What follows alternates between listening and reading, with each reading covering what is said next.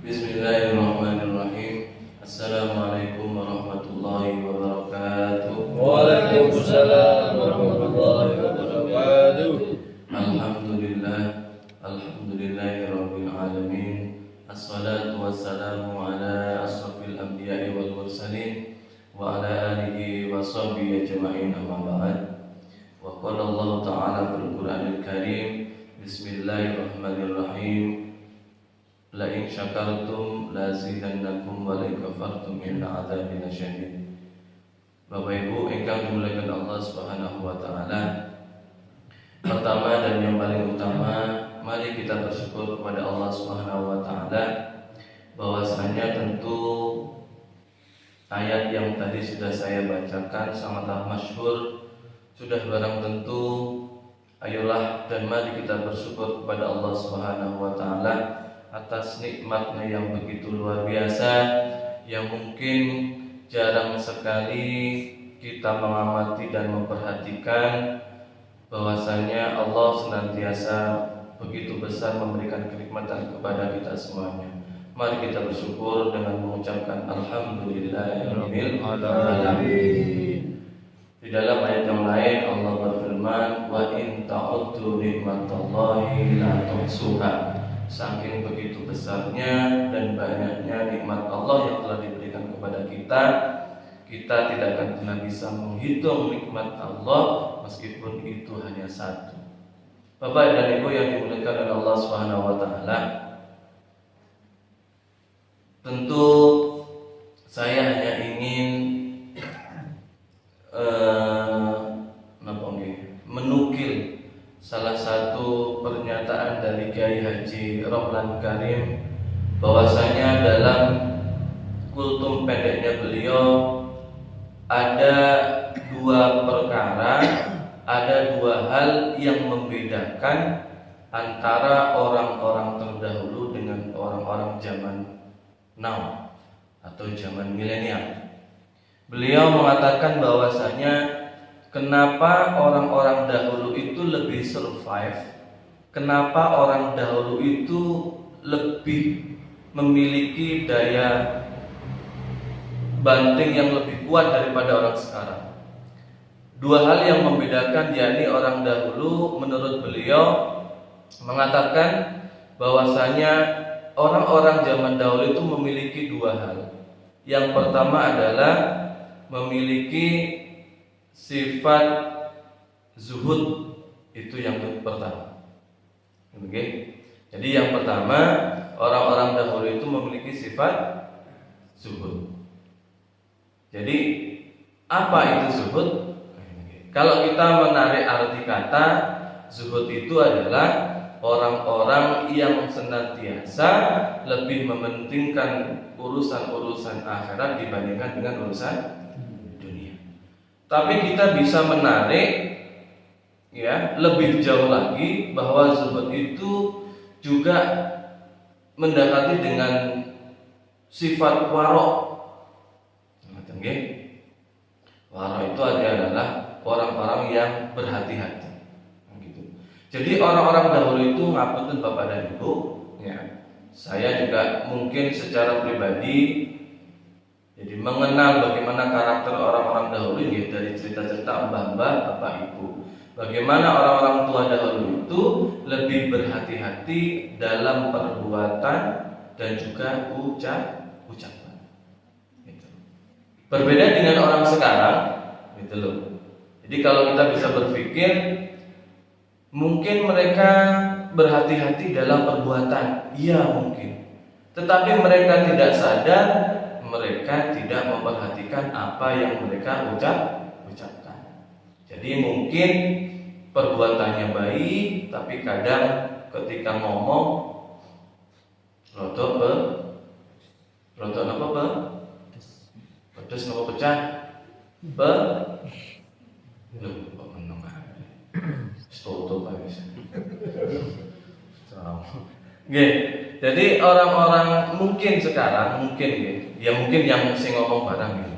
Jadi itu saya sadari. Ini jelek eling-eling ini malah eling-eling perkara winginane rame. Ya, jadi kadang baru kalau sudah terjadi enggak lapo. Karena jadi omongan pedes itu sekarang tidak saja dari lisannya, tapi tangannya malah pedes. Wes gara-gara WA beda karuan. Nah gitu.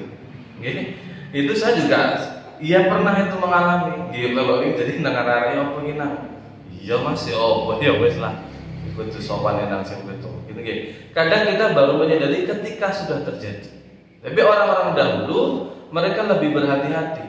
Itu masalah ucapan. Masalah perbuatan apalagi orang dahulu lebih berhati-hati. Mereka takut memiliki musuh dalam kehidupan bersosial. Tapi orang sekarang mohon maaf memiliki semboyan yang menakutkan. Cuek is the best. Sopo jare aku. Penting gitu itu. Jadi maka di dalam agama Islam al-haya'u minal iman. Ayo itu kita pakai izin. Malu itu sebagian dari iman. Lah saiki orang ya bajare aku. Karep-karepku. Nah itu. Jadi ketika saya mendengarkan apa yang disampaikan oleh Ustadz Karim, iya benar ya. Dua perkara yang sangat sederhana, tetapi di era milenial yang katanya orang zaman now itu jarang diperhatikan. Ya, jadi faktor yang pertama, wong zaman biyen itu bapak dan ibu lebih survive, gitu. Daya tahannya lebih tangguh, gak gampang loro, nah, gitu. Oke? Kenapa orang dahulu mungkin kalau corona ya gak mikir? Jelas, karena mereka punya keyakinan tidak mudah diganggu cara berpikirnya. Itu faktor yang kedua. Orang dahulu jauh memiliki tingkat keyakinan lebih tinggi daripada orang zaman sekarang. Apa yang membuat cara berpikirnya berubah orang sekarang? Satu, dipengaruhi oleh media. Itu Bapak dan Ibu. Media itu yang salah bisa jadi benar, yang benar menjadi iota. Pemenang dan referensi ini ngapunten Mbah Google, YouTube, tanpa kita mau menambahkan lagi membaca, sudah termakan otak kita. Ya, makanya yuk Islam sudah memberikan kita kunci yang sangat luar biasa, Iqra, gitu loh. Jadi sekarang itu mohon maaf, ini bener saya ini. Oh itu settingan nih gua. Jadi keyakinan kita itu diganggu gitu. Oke? Maka kita perlu belajar dari mbah-mbah zaman biyen. Gitu loh. Apa mungkin ngapunten nggih, godhong tales iso dadi obat itu kenapa? Lek biyen kate metu ngapunten udele lek eling-eling zaman biyen. Cek gak mabuk. Apa Bu ditutupi apa biyen? Loh, coba sakniki. Ayo tutupno. Yo mutah ngono kuwi saiki.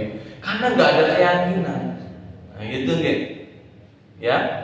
Jadi, yuk dua hal ini yang pertama Bapak dan Ibu kita mulai belajar lagi. Ya, siapa yang tidak butuh dunia Bapak dan Ibu? Butuh.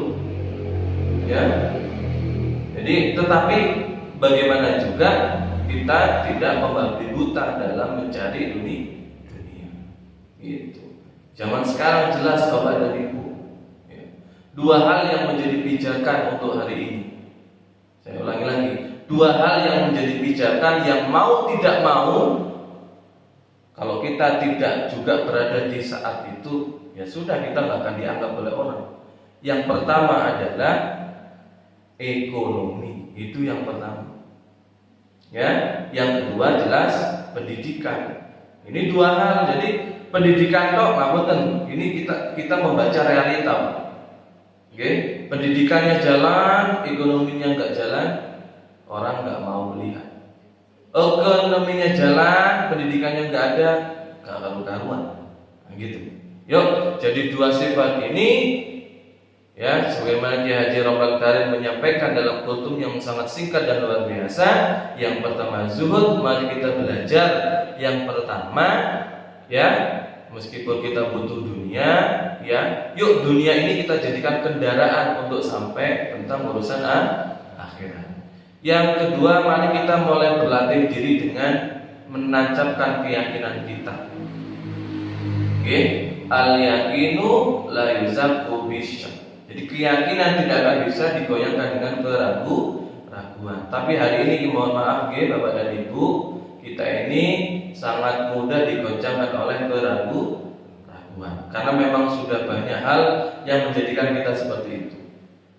Kemudian yang kedua yang membedakan dengan orang zaman sekarang, ya, kalau orang zaman dulu lebih memiliki sifat zuhud dan juga keyakinan.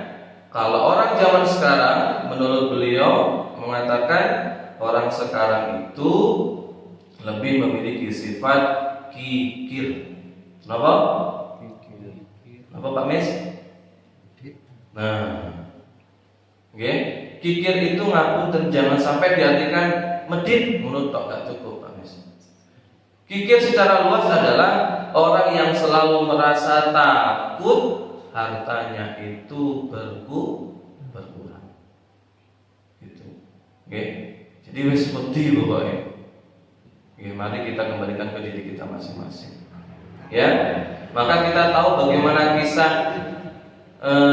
ketika dulu ada Habil dan Qabil gitu, putranya Nabi Adam. Ketika bagaimana salah satunya disuruh untuk berkorban, itu salah satu ibrah untuk kita. Jadi kalau berkorban itu memberikan barang yang terbaik dan yang kita cintai. Nah, gitu. Kalau orang zaman dahulu mungkin itu Pak, wis yakin saya itu ya apa itu. Nah, gitu. Oke. Jadi yang pertama adalah orang zaman sekarang memiliki sifat kikir. Artinya takut kalau ya hartanya ini berkurang. Kemudian yang berbahaya orang zaman sekarang, menurut beliau, orang sekarang ini lebih memiliki tulul amal. Sifat apa? Tulul amal. Jadi dawa angen-angen nih. Ya apa ya oleh aku kok dadi ngono penak paling yo. Jadi sering begitu Pak. Jadi tidak mau mengakui realita. Jadi ada sebuah ungkapan dalam bahasa Inggris, tapi tak bahasa Indonesia, di bahasa Inggris loh Pak. Jadi ada ungkapan dalam bahasa Inggris, tapi tak bahasa Indonesia no. Ya, hidup itu Bapak dan Ibu ya harus berpijak dengan realita atau kenyataan. Tidak harus sempurna, gitu nggih. Tapi orang sekarang diwalik, gitu loh. Orang itu kudu sempurna, tidak harus berpijak pada realita. Maka aku kudu duwe A, kudu duwe B, kudu duwe C sampai Z. Meskipun ngapunten bahwa dirinya tidak mampu. Nah, ini juga untuk diri saya sendiri Bapak dan Ibu. Jadi masih banyak hal yang memang ketika saya mendengarkan yang disampaikan oleh Ustadz Al-Karim, oh iya rek temenan ini, gitu, maka juga dijelaskan bahwasanya tulul amal ini artinya sangat luas sekali. Jadi Yahya bin Mu'ad Ar-Razi menjelaskan tulul amal ini yang berbahaya adalah Bapak dan Ibu, menurut beliau orang yang senantiasa memutus kebaikan. Ngapunten Pak. Jadi kalau sudah ada sesuatu yang baik terus diputus, orang ini sangat senang. Gak seneng delok kancane seneng ngoten lho. Nggih, ojo sampai mereka. Oh, lek aku yo. Gitu. Jadi ada orang yang ngapunten Pak, sesuatu yang baik terus kita misalkan rusak. Ada orang yang merasa, aduh lapo mengaku ngono rek, keliru iki gitu misalnya. Sampai ngapunten, kita harus bersyukur kalau punya sifat begitu. Jadi resah galau kalau kita ini sudah membuat sesuatu menjadi tidak baik. Duh mang lapo aku rek ketun rek. Lho bisa kesusu wae lak mati ya. Misalnya ngoten lho. Ada orang yang menyesal begitu Pak. Lho lapo bikinane gak ndelok yo gak ngungak. Ngene iki ngono. Ana wong sing lho wis mati lho. Ya wayahe mati cek mati ngono. Nah, hal-hal yang seperti itu kadang jarang kita pikirkan. Maka di dalam agama Islam juga jangan sampai kita tulul amal ini Maka ada istilah, yuk jadi pribadi yang mau kerja keras. Tapi tidak cukup di dalam agama Islam. Nanti ada pembahasan sendiri. Ada kerja keras, ada kerja kerja tok Pak ngapunten, nggak pakai kecerdasan, nggak pakai pikiran, rusak kita Pak. Iya rusak. Wis pokoknya kerja. Iya. Ngapunten nggih, ada ana wong sing kerja keras itu katanya nggak keras tapi yo. Nah gitu. Bahkan sebaliknya. Jadi satu kesatuan. Ada kerja keras, ada kerja gak cukup dalam agama Islam. Ditambah mana Pak? Yang ketiga kerja ikhlas kan kerja. Kalau ikhlas, kalau dibayar ikhlas. Oh ya sih. Itu ada tingkatan seperti itu. Jadi kalau konsekuensi zaman sekarang kerja ikhlas itu adalah sebanding atau sesuai dengan apa yang sedang kita tuakan. Ini pemahaman saya Pak. Jadi ngapunten, lek wong sing kerjane wis ngapunten wis kerja keras gitu. Dia loyal sama atasan diberi apresiasi ya wajar. Lek sing santai-santai gak oleh ya wajar, nggak bisa disamakan. Nggih? Yang terakhir Bapak dan Ibu dalam agama Islam adalah kerja tuntas. Islam itu mengatur luar biasa Pak. Nggak cuma kerja keras tok, nggak cerdas tok. Lek wong kerja cerdas tok sombong. Gitu loh. Jadi 4 hal ini luar biasa. Ada aspek sosialnya kita sebagai manusia, tapi tidak meninggalkan aspek atau campur tangan Allah Subhanahu wa taala. Jadi ada kerja keras, kerja cerdas, kerja lho kok menengah. Kamari-mari kok gak hafal iki wis tambah. Kerja keras, kerja cerdas, kerja ikhlas, kerja. Nah, ternyata di dalam agama Islam itu untuk kerja saja sampai seperti ini Pak. Jadi tidak ada istilah orang Islam itu kerja itu wis pokoke wis waktu.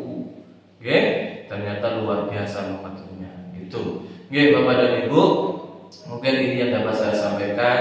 Semata-mata ini adalah untuk mengoreksi diri saya pribadi, okay? Dan umumnya untuk sharing kita semuanya. Dan tentu tiada lain, semoga kita diberikan kemudahan oleh Allah Subhanahu wa taala. Ya, tentunya memiliki sifat zuhud. Jadi meskipun tidak total gitu, okay? Kita ini proses harus belajar.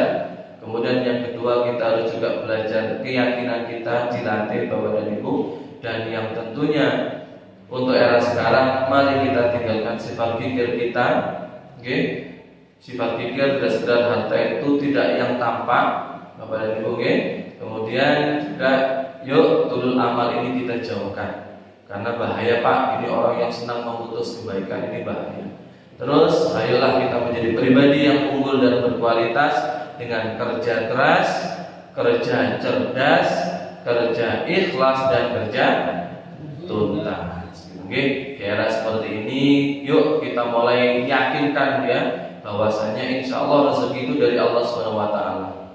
Oke, soalnya ketemu wong saya guys kuape Pak, aduh wis ya nopo nggih. Maka kita yakin kepada Allah Subhanahu wa taala, enggak ngerti ya nopo carane, mugi-mugi Allah senantiasa memberikan keberkahan untuk kita semuanya. Oke, mari kita tutup dan setelah itu kita berdoa. Kita tutup dengan doa kafaratul majelis. Subhanallah wa bihamdika asyhadu an la ilaha illa anta astaghfiruka wa atubu ilaik. Assalamualaikum warahmatullahi wabarakatuh.